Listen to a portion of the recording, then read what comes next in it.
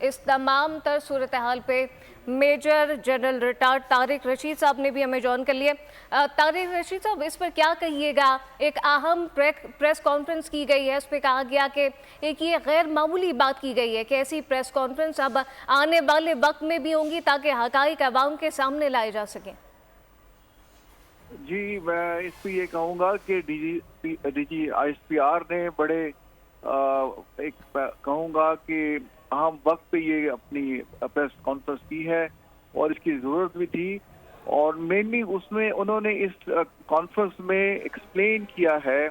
کہ فوج تو 2001 سے ٹیررسٹ کے خلاف ایکشن کر رہی ہے، اور اس میں کئی آپریشن ہوئے ہیں۔ المیزان آپریشن ہوا ہے، اور ضرب عضب ہوا ہے، رد الفساد ہوا ہے، اور کئی دفعہ فوج یہ علاقے کلیئر کر کے سول ایڈمنسٹریشن کے حوالے کر چکی ہے، اور لیکن پھر دوبارہ یہ ٹیررسٹ جو ہیں کسی طریقے سے آگے ان علاقوں میں آ گئے ہیں، اور اب دوبارہ آپریشن ان کے خلاف روزانہ کی بنیاد پہ پاکستان آرمی کر رہی ہے۔ جیسے انہوں نے بتایا کہ 100 سے زیادہ آپریشن چھوٹے بڑے روز پولیس ایس پی کے ساتھ مل کے ہو رہے ہیں۔ اب ضرورت اس امر کی ہے کہ اس کو ایک کمپریہنسولی اور ایز اے نیشنل اپروچ کے طور پہ اپنایا جائے، جس میں جتنے بھی اسٹیٹ کے جو آرگن یا انسٹیٹیوشن ہوتے ہیں، جیسے سول ایڈمنسٹریشن ہے، اس میں پولیس ہے، اس میں کسٹم والے ہیں، ایکسائز اینڈ ٹیکسیشن والے ہیں، امیگریشن والے ہیں، تو جو انلیگل اسمگلنگ ہو رہی ہے، چاہے ویپنس کی ہے، چاہے نارکوٹکس کی ہے، چاہے آئل کی ہے، چاہے ٹائرس کی، اس کو ہمیں بند کرنا ہوگا۔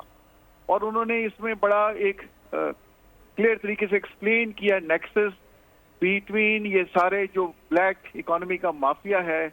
اور ساتھ یہ ٹیررسٹ ہیں، اس کو ہمیں توڑنا ہوگا، اور یہ ایک whole of the nation approach جس میں کہ سارے نیشن کو ساتھ مل کے فوج کا ساتھ دینا ہوگا، تبھی ہم ان کا کلا کما کر سکتے ہیں۔ اب آپ یہ دیکھیں کہ بنو میں جو ہوا، اس میں پہلے ٹیررسٹ آگے اٹیک کرتے ہیں کینٹ پہ،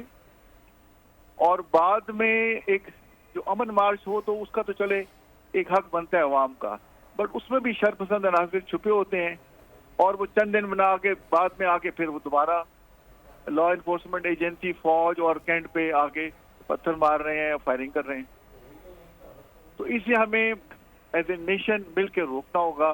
اور اس کا ہمیں سد باب کرنا ہوگا۔ اچھا طارق صاحب، یقینی طور پہ ایز اے نیشن تو ہمیں روکنا ہی ہوگا، لیکن ابھی جیسے کہ ہم نے دیکھا کہ D G I S P R نے اس بات پہ زور دیا کہ کرمنل جسٹس سسٹم اب چونکہ لانے کی ضرورت ہے، اس کو مضبوط کرنا ہوگا، چونکہ اس متعلق طارق رشید صاحب ساتھ ہی رہیے گا۔